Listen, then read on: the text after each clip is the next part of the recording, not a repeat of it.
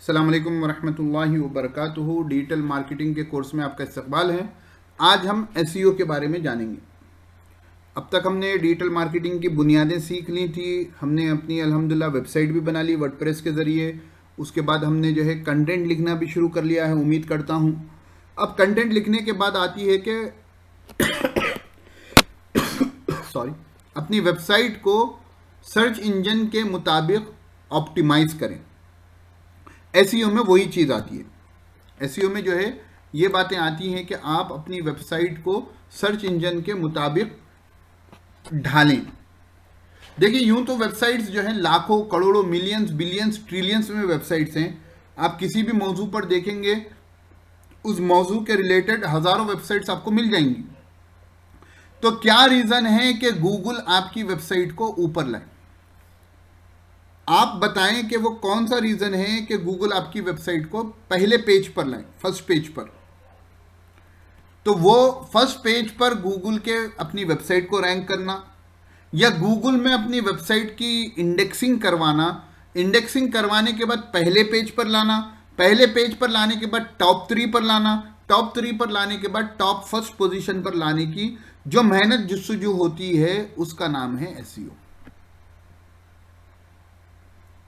अपनी वेबसाइट को इस तरीके से ढालना कि आपका जो कारोबार है, आपकी वेबसाइट का जो मौजू है, उस मौजू के रिलेटेड कोई बंदा आकर गूगल पर सर्च करे तो गूगल आपकी वेबसाइट को उसमें शो करे। उस तरीके के कार्रवाई करने को हम एसईओ कहते हैं। एसईओ का फुल फॉर्म होता है सर्च इंजन ऑप्टिमाइजेशन। बात समझ में आई? एसईओ क्या होता है? एसईओ एक प्रोसेस है जिसमें हम करते क्या हैं कि हम अपनी वेबसाइट को ऐसे बनाते हैं कि हमारी वेबसाइट जिस टॉपिक पर हो, उस टॉपिक पर अगर कोई बंदा गूगल पर सर्च करे तो हमारी वेबसाइट गूगल अपने डेटाबेस में से निकाल कर उस बंदे को शो करना, किसी भी पेज पर हो, फिलहाल गूगल में शो होना। अब गूगल जो है 3 काम करता है।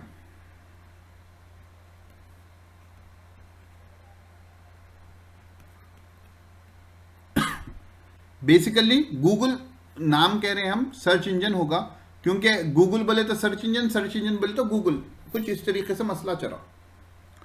पहला काम करता है क्रॉलिंग। जब सॉरी आपकी वेबसाइट गूगल पर, आपकी वेबसाइट होगी, आपने वेबसाइट पर एक कंटेंट लिखा, एक मजमून लिखा, ठीक है। मजमून लिखकर जो है आपने गूगल के, गूगल सर्च कंसोल होता है, उसमें डाल दिया कि भाई देखो मेरी ये वेबसाइट पर ये नया कंटेंट है, थोड़ा देख लेना। तो गूगल आएगा और आपकी वेबसाइट के पूरे पेजेस को विजिट करेगा। विजिट कर कर जो है जितने आपकी वेबसाइट पर पेजेस है उनको क्रॉल कर लेगा, ठीक है। गूगल के बोट्स होते हैं, स्पाइडर भी कहते हैं उनको, वो आकर आपकी वेबसाइट को क्रॉल कर लेंगे। अब इन क्रॉल करने वालों ने देखा कि भाई कंटेंट अच्छा है, ठीक है, ऐसा नहीं कि कॉपी पेस्ट नहीं है, अच्छा है, तो गूगल क्या करता है अपने डेटाबेस में इनको नोट कर लेता है, यानी इंडेक्स कर लेता है। अब जब बंदा कोई सर्च करता है तो आपके कंटेंट के हिसाब से सर्च हो और आपका कंटेंट जो है गूगल को ऐसा लगे कि इस बंदे के सवाल का जवाब है, इस बंदे की प्रॉब्लम का सलूशन है, तो गूगल जो है आपके कंटेंट को रैंक भी करता है। अब वो पोजीशन कौन सी भी हो सकती है, फर्स्ट पोजीशन से लेकर 10 पोजीशन हो सकती है, 15, 17, 13, ये कौन सी भी पोजीशन हो सकती है। तो हमको गूगल में जो है आमतौर पर होता है कि फर्स्ट नंबर पर जो होता है मैक्सिमम क्लिक्स उसी पोजीशन को जाते हैं, उसके बाद सेकंड, थर्ड होती है, फिर उसके बाद फर्स्ट पेज का नंबर रहता है। फर्स्ट पेज के बाद के जितने लोग होते हैं, शाज़ और नादिर कोई बंदा जाकर उसको क्लिक करता है। तो सर्च इंजन कैसे काम करता है, तो उसको एक आसान मिसाल से मैं आपको समझाऊं कि सर्च इंजन का काम जो है अगर आपको समझना हो तो आप समझें लाइब्रेरियन। लाइब्रेरियन क्या करता है? किताबें इकट्ठी करता है, ठीक है, किताबें लाता है, लाने के बाद क्या करता है, किताबों को तरतीब देता है, तरतीब से रखता है, फिर आपने जाकर पूछा कि मुझे जो है इल्म कलाम की किताब दो भाई, तो वो इल्म कलाम की किताब में कौन सी अच्छी किताब है उसकी तरफ आपको रहनुमाई करता है। सेम काम सर्च इंजन करता है। पहले क्या करता है, वो वेबसाइट्स को क्रॉल करता है, ठीक है। उसके बाद वेबसाइट की तरतीब करता है, यानी उनको इंडेक्स करता है, खानों में लगा देता है कि भाई डिजिटल मार्केटिंग की ये वेबसाइट्स हैं, भाई ये इल्मुल कलाम की ये वेबसाइट्स हैं, भाई फॉरेक्स एक्सचेंज की ये वेबसाइट्स हैं, उनको इंडेक्स कर लिया। फिर कोई आकर जो है सर्च करे तो वो उनको जो है सर्च इंजन रिजल्ट पेजेस पर शो करता है। गूगल के जो हम सर्च करने के बाद जो पेज आता है उसको SERP कहते हैं, सर्च इंजन रिजल्ट पेज। इतनी बात समझ में आ गई आप लोगों को सर्च इंजन कैसे काम करता है? क्योंकि हमको मालूम हो कि वो कैसे काम करता है तो ही जाकर हम उसके हिसाब से अपनी वेबसाइट को रैंक कर सकते हैं। बात क्लियर है? जी सर। चलें तो अब चलते हैं आगे। आगे बढ़ने से पहले अब ये एसईओ की जो है बुनियादी तौर पर 3 किस्में हैं। एसईओ की बुनियादी तौर पर 3 किस्में हैं। ऑन पेज एसईओ जो आज देखेंगे हम लोग, टेक्निकल एसईओ और ऑफ पेज एसईओ, ठीक है। इन तीनों से पहले एक काम आपको करना रहता है, कीवर्ड रिसर्च। थोड़ा म्यूट कर लें साहब। एक काम आपको करना रहता है कीवर्ड रिसर्च। ये जो है रीढ़ की हड्डी है सर्च इंजन ऑप्टिमाइजेशन में, ये रीढ़ की हड्डी है। कीवर्ड रिसर्च पर एक 38 मिनट्स का मेरा तफसीली वीडियो है, इंशाल्लाह मैं आपको उसकी लिंक दे दूंगा, तो तफसील से तो आप उधर देखेंगे, आपको फायदा होगा। अब कीवर्ड रिसर्च की बुनियादी बात क्या है? मिसाल के तौर पर हमारे अहमद साहब का आंवला का बाग है, ठीक है, आंवला के उनके प्रोडक्ट्स हैं। अब वो चाहते हैं कि वो आंवले के मुरब्बे के बारे में लिखें। गौर से समझना कीवर्ड रिसर्च। तो अब आंवले के मुरब्बे के बारे में मुझे कीवर्ड रिसर्च करना है, ये हमारा कीवर्ड हो गया, इसको हम कहते हैं कीवर्ड। यह टॉपिक हो गया। अब उसके बाद हम उसका कीवर्ड ढूंढेंगे। अब हम बेसिकली एक काम क्या करेंगे, पहला काम प्रैक्टिकली मैं बताऊंगा, पहले समझ लें। पहला काम क्या करेंगे कि हम गूगल पर जाकर आंवला का मुरब्बा लिखेंगे, ठीक है। तो गूगल पर जो है आपको पहले पेज पर बहुत से रिजल्ट्स दिखेंगे, तो उसमें आपको आंवले के मुरब्बे के रिलेटेड टॉप 10 पेजेस दिख जाएंगे। आपको उससे एक आइडिया हो जाएगा कि लोगों ने आंवले के मुरब्बे के बारे में किस किस्म का कंटेंट लिखा, किस किस्म के मज़ामीन लिखे, आंवले का मुरब्बा बनाने का तरीक़ा, आंवले का मुरब्बा बन के फ़ायदे, आंवले का मुरब्बे के क्या नुकसानात हैं, ऐसे किस्म की आपको हेडिंग्स मिल जाएगी। तो उससे आपको एक ओवरव्यू मिल जाएगा कि आंवले के मुरब्बे पे क्या करना है। दूसरी जो है, हमको मालूम हो कि आंवले के मुरब्बे के बारे में लोग क्या ढूंढ रहे हैं, तो उसके लिए हम जो है बहुत से टूल्स इस्तेमाल करते हैं, और आंवला का मुरब्बा लिखकर हम उन टूल्स में देखेंगे तो हमको जो है रिजल्ट मिल जाएगा। देखो भाई, उर्दू में और रोमन में लिखेंगे तो हमको एक्यूरेट रिजल्ट्स मिलना थोड़ा अभी मुश्किल है, मेरी जहाँ तक तजुर्बा है। इसलिए हम जब लिखते जाएंगे आइडिया लेकर, थोड़े कंटेंट लिखेंगे, तो हमको गूगल का जो सर्च कंसोल होता है वो हमको अच्छा खासा उर्दू के मज़ामीन में आइडिया देता है। तो आपने कीवर्ड रिसर्च कर ली, टॉपिक देख लिया कि आंवले का मुरब्बा, ठीक है। इस टॉपिक पर जो है आपको मिला के जो है कि एक तो आंवले का मुरब्बा पब्लिक ज़्यादा ढूंढ रही, और एक आंवले का मुरब्बा के फ़ायदे ढूंढ रही है, ठीक है। अभी हम वो उसको प्रैक्टिकली देखेंगे। आंवले का मुरब्बा प्राइस ढूंढ रहे हैं, तो हमको एक 5-6 किस्म 10, 20, 30 टॉपिक के हिसाब से हमको जो है कीवर्ड्स मिल जाएंगे जो आमतौर पर पब्लिक ढूंढ रही है। उन कीवर्ड को हमको एक जगह लिख लेना है और उन टॉपिक्स पर हमको मजमून लिखना है।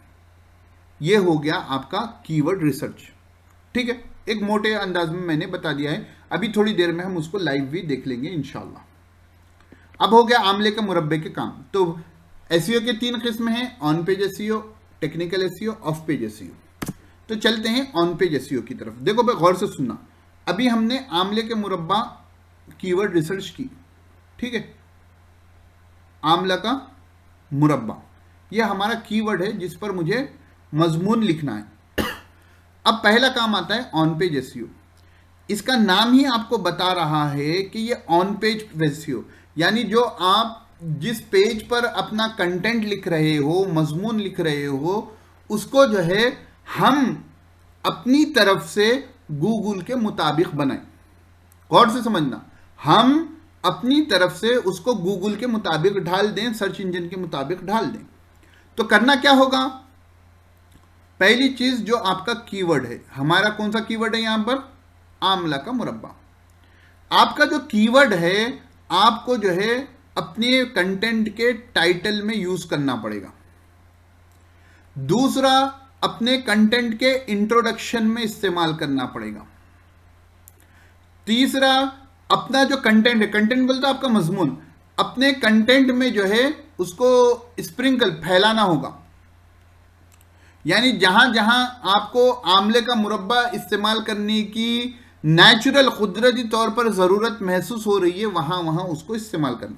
ऐसा नहीं कि हर लाइन में आमले का मुरब्बा लिख दें, वैसा नहीं। जहां जहां एक मजमून में जरूरत पड़ रही है वहां वहां लिख देना। चौथा, आपकी जो इमेज होगी, इमेज का जो नाम होगा, वहां पर भी आपको आमले का मुरब्बा इस्तेमाल करना है। जो फोन में सेव करते हैं ना, खुसूसन सिस्टम में जो नाम सेव करते हैं, वो नाम भी जो है आमले का मुरब्बा रहना। और इमेज का जो है एक आल्ट टेक्स्ट होता है, अभी वेबसाइट पर मैं बता दूंगा थोड़ी देर में, वहां पर भी आपको आमले का मुरब्बा यूज करना है, ठीक है ना। आमले के मुरब्बा के फायदे, आमले के मुरब्बा की तफसीलात, इस तरीके से, यानी वही वर्ड नहीं, उसके साथ थोड़ा आगे पीछे अटैच कर भी इस्तेमाल कर सकते हैं। 4 जगह हो गई। 5वीं जगह, आपकी वेबसाइट पर जो है हेडिंग्स और सब हेडिंग्स होते हैं। हेडिंग्स और सब हेडिंग्स में भी जो है आपको कीवर्ड इस्तेमाल करना है। यानी 4 हेडिंग है तो 2 जगह जो है आपने कीवर्ड इस्तेमाल किया, 2 जगह नहीं किया। एकदम नहीं कि हर जगह वही इस्तेमाल करें। नेचुरल तौर पर एक मजमून लिखते वक्त जो कुदरती तौर पर जहां जहां नाम आ सकता है वहां वहां नाम लाने की जरूरत है। 6वां नंबर हेडिंग्स और सब हेडिंग्स हो गए। उसके बाद 6वें नंबर जो है आपका यूआरएल जो होता है या जो परमालिंक होता है, वहां पर भी आपका कीवर्ड रहना। 7वें नंबर पर आपके मेटा डिस्क्रिप्शन बोलकर होता है, मैं उसको आपको बता दूंगा, वहां पर भी जो है आपका कीवर्ड रहना। इन 7 जगहों पर आपका कीवर्ड रहना जरूरी है, आपको अपने पेज को गूगल के हिसाब से ढालने के लिए। इतनी बात क्लियर हो गई। तो इसमें से 2-4 नाम नए हैं, मैं वेबसाइट पर जब जाऊंगा आपको उनको बता दूंगा।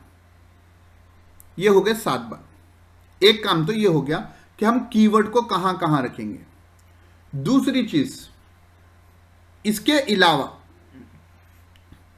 आपकी वेबसाइट पर जो है इंटरनल लिंक्स होना है। यह सबसे अहम चीज होती है जिसको नेग्लेक्ट किया जाता है।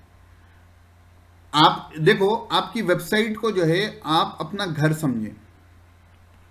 आपकी वेबसाइट को जो है आप अपने घर के हिसाब से समझें। अब बोलिए, घर में जब आप दाखिल होते हैं गेट से, तो आपने घर में दाखिल हुआ, राइट साइड पर दीवान खाना आ गया, ठीक है, सीधा गए हॉल आ गया, फिर हॉल से जो है लेफ्ट साइड पर किचन आ गया, हॉल के सामने जो है आपको बेडरूम आ गया। तो ये पूरा घर जो है एक रास्ते से इंटरकनेक्टेड है। अगर ऐसा हो जाता कि आपके रूम में जाने का, हॉल के बाद रूम में जाने का दरवाजा ही नहीं होता, तो आप घर को अच्छे से इजीली एक्सेस नहीं कर सकते, और आमतौर पर वैसे घर को लेते भी नहीं है। अब मिसाल के तौर पर जो है मैं एक मर्तबा घर देखने गया, तो वहां पर घर देखा तो जो है वहां जो किचन है ना, वो घर के बाहर है। अब बताएं, हमाम घर के बाहर है एक दूसरे घर में। अब बताएं, जो फ्लोर सेकंड फ्लोर पर घर हो और वहां पर किचन जो है घर के बाहर हो, यानी उसमें जाकर फिर मेन डोर से जो है घर में जाने के लिए अलग से एंट्रेंस हो, तो आमतौर पर एक पर्दे वाले घराने वाले लोग वो घर को कहां से कबूल करेंगे। तो इसी तरह आपकी वेबसाइट पर इंटरनल लिंक्स होना, कि आपका एक मजमून आपके दूसरे मजमून को या वेबसाइट के दूसरे पेजों को लिंक करें, तो उससे आपकी वेबसाइट की जो है स्ट्रक्चर मजबूत होता है। ये बड़ा अहम होता है। दूसरा, आपके हर पेज पे जो है आप एक्सटर्नल लिंक इस्तेमाल करें। ठीक है, एक्सटर्नल लिंक बोले, इंटरनल लिंक बोले तो आप अपनी वेबसाइट के दूसरे पेज को लिंक करना। एक्सटर्नल लिंक कहेंगे आप अपनी वेबसाइट से किसी दूसरी वेबसाइट को लिंक देना। एक्सटर्नल लिंक क्यों देना मल साहब? दूसरी को इसलिए देना कि आप जो मजमून लिख रहे हैं, पूरा मजमून तो आपका ज़ाती नहीं है ना, आपने तहकीकात करके लिखी है। तो जब आपने तहकीकात की हैं तो बहुत से अच्छे अच्छे ऑथर्स को, बहुत से अच्छे अच्छे मज़ामीन को आपने पढ़ा होगा। तो एक तो अखलाकी फरीज़ा है कि आपने जिससे फ़ायदा उठाया है उसकी लिंक दें, और दूसरा, जब आप दूसरे को लिंक देंगे तो गूगल समझेगा कि इस बंदे ने रिसर्च कर कर लिखी है, और इस बंदे ने जो है अच्छी अच्छी वेबसाइट्स को, जैसा विकीपीडिया है या जो लाइन के आप टॉपिक पर लिख रहे हैं उसके माहिर जो वेबसाइट्स हैं, उनका आप जब लिंक देंगे तो ये भी इंपॉर्टेंट है। या साथ के साथ 8वां पॉइंट एक मुझे याद आया, जब आप किसी लिंक को इस्तेमाल करेंगे तो वहां पर एक एंकर टेक्स्ट होता है। एंकर टेक्स्ट बोल तो जो बटन हम डाउनलोड बोलकर क्लिक करते, देखिए डाउनलोड करने के लिए, तो वो जो डाउनलोड लिखा हुआ होता है उसको हम एंकर टेक्स्ट कहते हैं। तो एंकर टेक्स्ट पर भी आपका कीवर्ड आना चाहिए, ये भी एक जरूरी चीजों में से एक चीज है। ठीक है, तो ये हो गया हमारी ऑन पेज की मोटी मोटी बातें। आपको उम्मीद है 50-60% समझ में आई होगी, और 20% मैं लाइव जब अभी बताऊंगा जब समझ में आ जाएगी। जी अल्हम्दुलिल्लाह। अब 50-60% के साथ साथ अब हम बढ़ते हैं टेक्निकल एसईओ की तरफ। एसईओ का दूसरा जुज है टेक्निकल एसईओ। आमतौर पर टेक्निकल एसईओ जो है वेबसाइट के वो हिस्सा जो टेक्निकल बंदे के रिलेटेड हो। तो आमतौर पर टेक्निकल एसईओ के जो इश्यूज होते हैं वो इश्यूज को हम एसईओ वाले समझते हैं, और समझकर अपने वेबसाइट के डिज़ाइनर जो होता है, एक्सपर्ट जो होता है, उसके हवाले कर देते हैं कि भाई वेबसाइट में देख ये प्रॉब्लम है, यहाँ प्रॉब्लम है, भाई तू ये सॉल्व कर दे। टेक्निकल एसईओ में पहली चीज़ आती है वेबसाइट की स्पीड। देखिए साहब, मैं हमेशा कहता हूं कि बंदा 15 सेकेंड, 20 सेकेंड, 30 सेकेंड सिग्नल पर वेट नहीं करेगा, आपकी वेबसाइट पर आकर 1-2 सेकेंड वेट क्यों करेगा? नहीं करेगा। अब तो और तेजी का जमाना है कि भागम दौड़ी है, नहीं कि इंसान इंतजार ही नहीं करेगा। और ऐसा भी नहीं कि आपका जो टॉपिक है वो दूसरे का नहीं है। आमतौर पर गवर्नमेंट की वेबसाइट्स जो होती हैं वो थोड़ी स्लो होती हैं, लेकिन बंदा मजबूर होता है, वहां जाना ही जाना है उसको। लेकिन आपकी वेबसाइट पर क्या मजबूरी है? आमले का मुरब्बा पे आपकी वेबसाइट लोड नहीं हो रही है, दूसरे कन जाकर देख लेगा, क्या फायदे हैं? तो वेबसाइट की स्पीड, उसके लिए हम एक प्लगइन फिलहाल इस्तेमाल करेंगे, उससे शुरुआत में काम चल जाएगा। दूसरा यह है ब्रोकन लिंक्स। आपकी वेबसाइट में क्या होता है, बाज मर्तबा जैसा कि आपने परमा लिंक चेंज कर दिया। अभी परसों गालिबन अमीर हमजा साहब ने जो है उनकी वेबसाइट का परमा लिंक चेंज नहीं किया, तो यहाँ पर जो है 2023 आ गया, फिर उसके बाद जो है नवंबर का महीना आ गया, उसके बाद जो है टॉपिक आ गई। कल के दिन क्या हो गया कि 1 साल के बाद जो है उनको समझ में आया तो उन्होंने परमा लिंक चेंज कर दिया, तो उनकी वेबसाइट के नाम के बाद उनकी पोस्ट का नाम आ गया। अब बोलो, जब गूगल से कोई बंदा आएगा वो उसको ये लिंक पे जाना है और आपने लिंक चेंज करके ये कर दी, लेकिन आपने बताया नहीं, तो यहां पर आएगा तो जो है ये लिंक पर उसको कुछ भी नहीं मिलेगा, तो वहां पर एक 404 एरर आएगा। तो अपनी वेबसाइट पर ये एरर नहीं रहना। तो उसके लिए जो है आप जो है रीडायरेक्ट जो है 3 एक्सेस के रीडायरेक्ट्स रहते हैं, आपको यूज करना पड़ेगा कि भाई ये पेज ये नहीं है, अब ये हो गया। लेकिन कोशिश ये होनी चाहिए कि रीडायरेक्शंस ना हो। देखो भाई, आप, मैं मिसाल देता हूं, आप ऐसा जा रहे हो, ठीक है, रोड खुदे हुई है, काम चल रहा है, यहां पर जो है बैरिकेड लग गया। अब आपको बोले कि जितने लोगों को सीधा जाना है वो यहां से रोड डाइवर्ट कर लें, तो आप बोलें कि आपको सीधा जाने में जो है हमेशा की रूट है, फायदा होता है, यहां से जाएंगे, गलियां खराब रहेंगी, परेशानी रहेगी। रूट को डाइवर्ट करने में टेंशन होती नहीं होती? टेंशन होती है। अब यहां मजबूरी है कि यहां से जा नहीं सकते और जाना है आगे, तो रूट लेना ही लेना है। तो आमतौर पर जब रीडायरेक्ट रोड क्लोज बोलकर वगैरह होता है, इंसान को उससे परेशानी होती है। उसी तरह कोई बंदा कुछ ढूंढ कर आया, आपकी वेबसाइट पर आया और वहां पर जो है कंटेंट नहीं मिला और ऐसा 404 बड़ा लिखे हुआ है, सॉरी आप जो ढूंढ रहे हैं वो यहां मौजूद नहीं है, तो जो है वो निराश होकर, गमगीन होकर आपकी वेबसाइट को छोड़कर दूसरी जगह चले जाएगा। इल्ला ये कि आप कुछ बड़े ब्रांड हो जाएं तो जो है यहाँ नहीं मिला तो जो है सर्च कर लें, वरना आमतौर पर गूगल से जो बंदा आता है वापस चला जाता है। तो टेक्निकल एसईओ पर भी मेरा एक तफसीली वीडियो है, एक नहीं 2 तफसीली वीडियो हैं, तो वो वीडियोस की भी मैं आपको लिंक इंशाल्लाह दे दूंगा।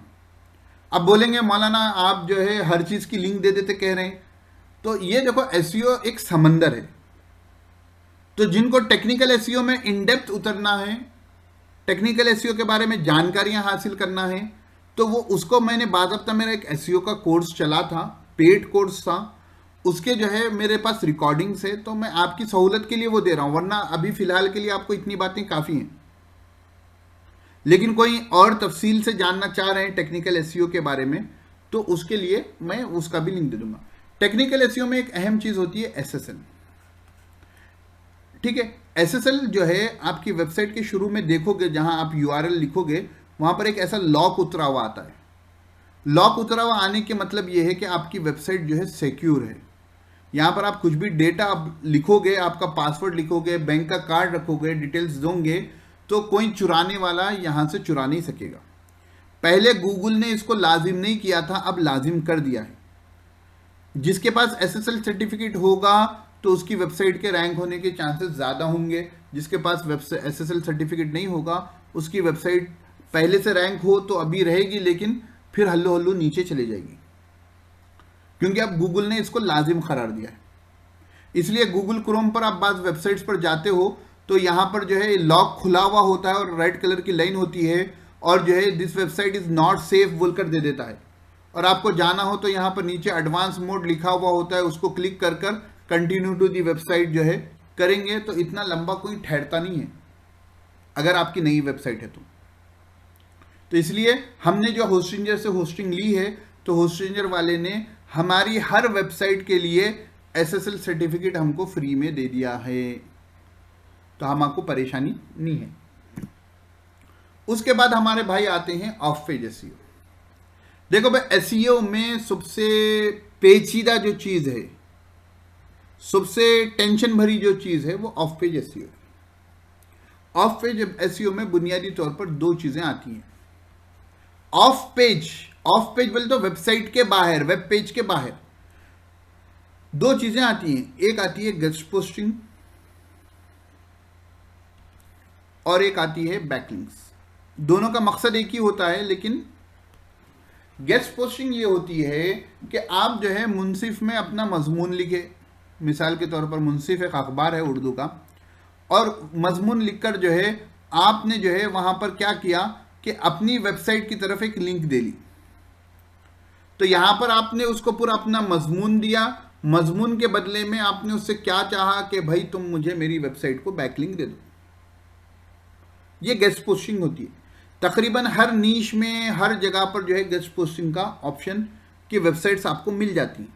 लेकिन अब शर्त यह है कि आपके कंटेंट उतना जानदार हो, या आप इतने जानदार हो कि लोग आपको गेस्ट पोस्टिंग करने दें।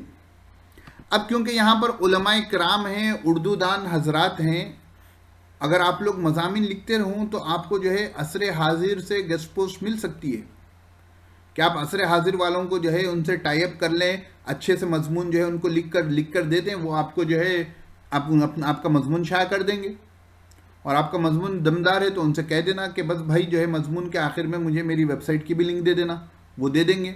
उसी तरह अल हिलाल मीडिया है, और आजकल बहुत से ऐसे चल रहे हैं, उर्दू न्यूज़ ऐसा कुछ नाम के बहुत से उर्दू के चल रहे हैं जो मज़ामीन डालते हैं, तो आप उनसे टाई अप कर सकते हैं। शर्त यह कि आप अपनी वेबसाइट को पहले थोड़ा मजबूत बनाएं, आपके मज़ामीन को थोड़ा दमदार बनाएं, आपके मज़ामीन लोगों को पढ़ने, क्योंकि ये लोग पहले से चल रहे हैं। आपका कंटेंट इनकी वेबसाइट में इजाफा करेगा, लेकिन वो देखेंगे कि आपका कंटेंट अच्छा है तो लेंगे, नहीं तो नहीं लेंगे।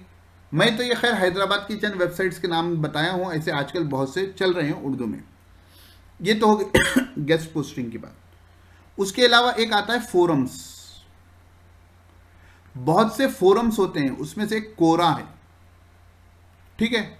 इस पर जो है आपका अपना अकाउंट होना और यहाँ पर आप पोस्ट करते रहना। यहाँ पर आमतौर पर सवाल आते हैं, आपको जवाब देना रहता है। तो आप क्या कर लेना, अपनी प्रोफाइल जब आप उस पर लॉगिन होंगे तो आपकी दिलचस्पी की, आपकी महारत के क्या टॉपिक्स वो पूछ लेगा, तो उसको आप टिक कर दोगे तो उसके हिसाब से आपको सवालात देगा। इससे आपका एक पर्सनल ब्रांड भी बनेगा और साथ में जो है आपने प्रोफाइल में एक बैकलिंक दी होगी तो लोग आपकी वेबसाइट पर भी विजिट करेंगे। उसके अलावा on page of page SEO में असल टॉपिक आता है बैकलिंक्स। देखो भाई, दुनिया जहां का कौन सी भी फील्ड हो, जब तक आपके ताल्लुकात ज्यादा लोगों से नहीं होंगे आपको फायदा नहीं होगा। लिंक्स बनाने जरूरी है हर जगह। लोग बोलते हैं ना कि हर किस्म के बंदे से अपने लिंक्स है, तो यहां पर भी आपको हर किस्म के नहीं हो तो अपने फील्ड के बंदों से तो लिंक्स होना चाहिए।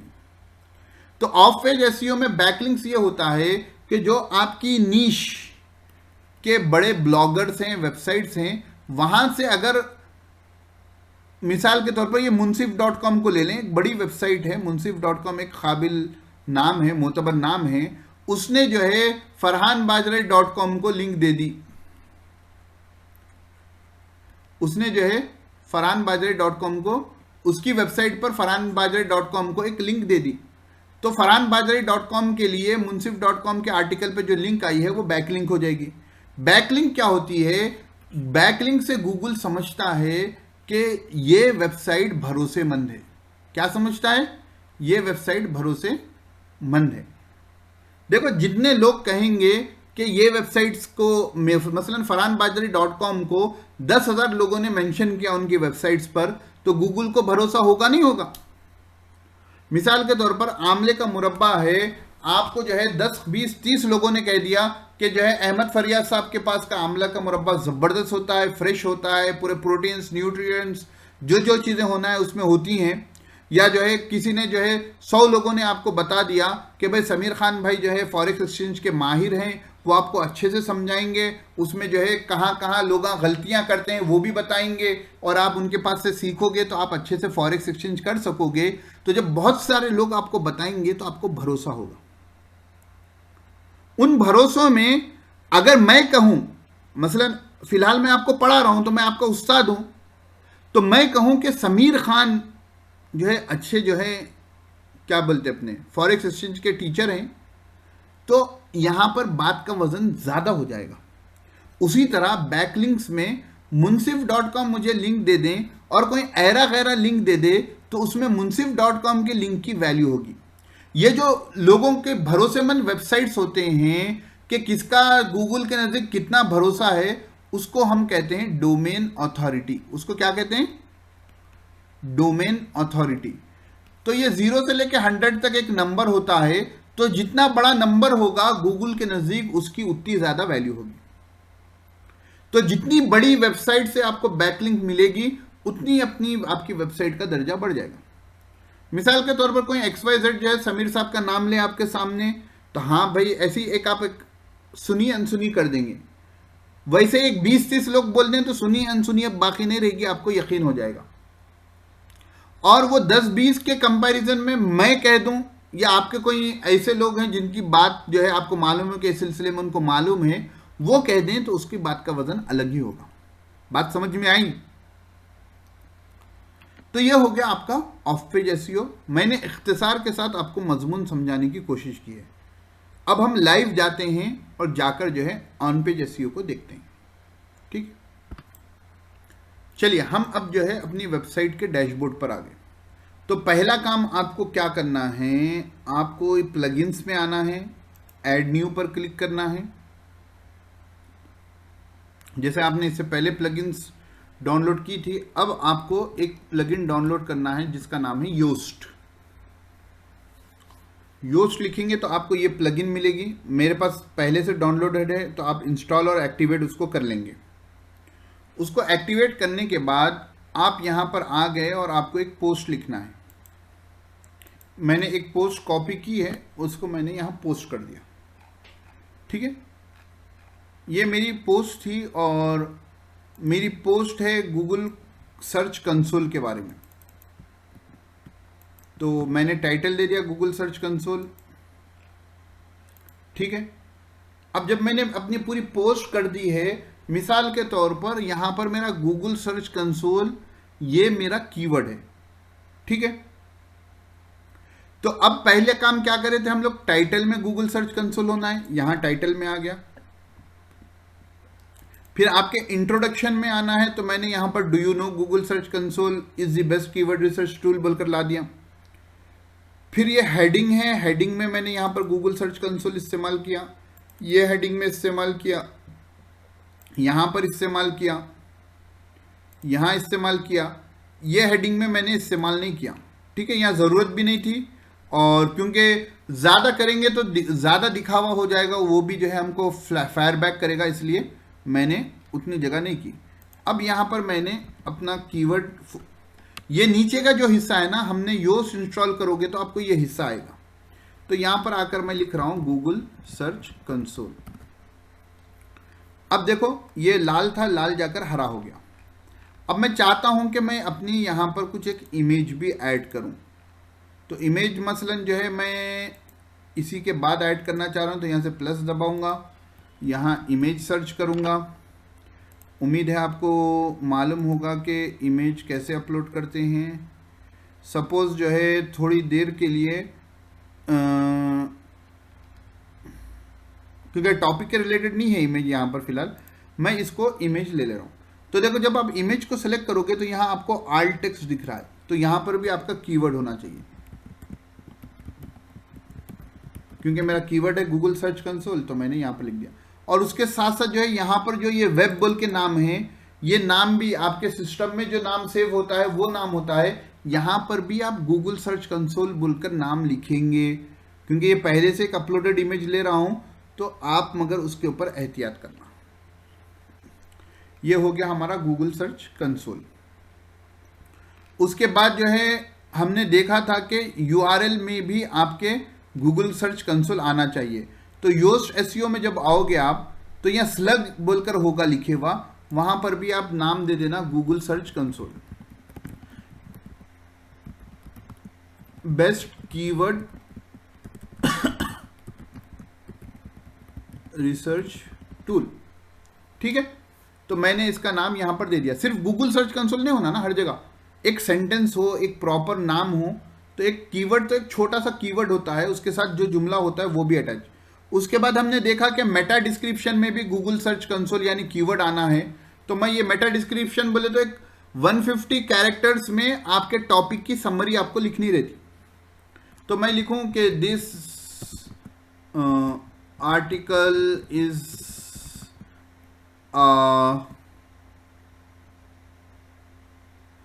this article consists a detailed research on how Google Search Console is the best keyword research tool available in the market। ठीक है, देखो ये ग्रीन हो गया, यानी 150 कैरेक्टर्स कुछ हो गए हैं। तो यहां पर भी हमारा काम हो गया। ये तो हमने देख लिया कीवर्ड्स को जो है हम अलग अलग जगह कहां पर ऐड करेंगे। उसके बाद जो है दूसरी चीज जो है आपको इंटरनल लिंक्स देनी है। तो ये तो मेरी क्योंकि नई वेबसाइट है, तो मैं होम पेज को इंटरनल लिंक दे लूंगा। एक मरतबा मैं थोड़ा होम पेज पे विजिट कर लूँ। तो ये लिंकिंग देते वक्त भी जो है आप को अच्छे से देख समझकर लिंकिंग देनी पड़ेगी। नहीं टॉपिक के रिलेटेड लिंक होगी तो अच्छी होगी, नहीं टॉपिक से रिलेटेड लिंक होगी तो अच्छी होगी। आप टॉपिक से ऑफ द टॉपिक लिंक नहीं दे सकते। तो अब मेरी तो ये पहली पोस्ट है, तो मैं क्या कर रहा हूँ, थोड़ी देर के लिए सपोज जो है इस जुमले को जो है मैं अपने यहाँ पर लिंक दे रहा हूँ।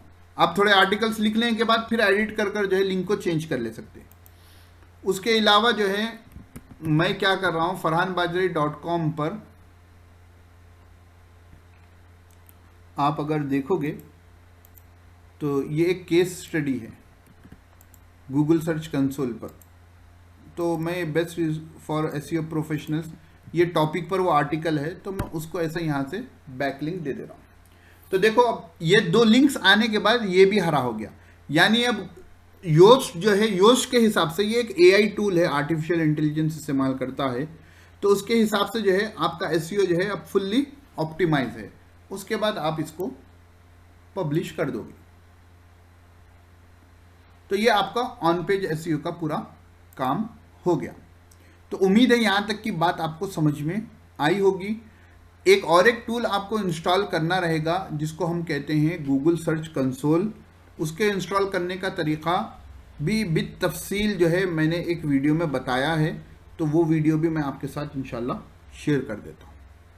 तो अभी जितना मैं आज बताया हूँ उसके ऊपर आप मजमून लिखकर मशक करें, खुसूसन ऑन पेज एसईओ पर मजामीन लिखने के लिए मैं इसलिए तवज्जो दे रहा था आपको कि आप पहले मजामीन अगर लिखे हुए होते थे तो अब पुराने मजामीन को आप ऑप्टिमाइज कर सकते थे, तो उससे आपको बहुत ज़्यादा फ़ायदा होता था। तो यहाँ मैं आज की क्लास रोकता हूँ, इंशाल्लाह आप इस पर मशक करें, फिर पीर के दिन इंशाल्लाह अगला टॉपिक देखेंगे। जब तक के लिए अस्सलाम वालेकुम व रहमतुल्लाहि व बरकातहू।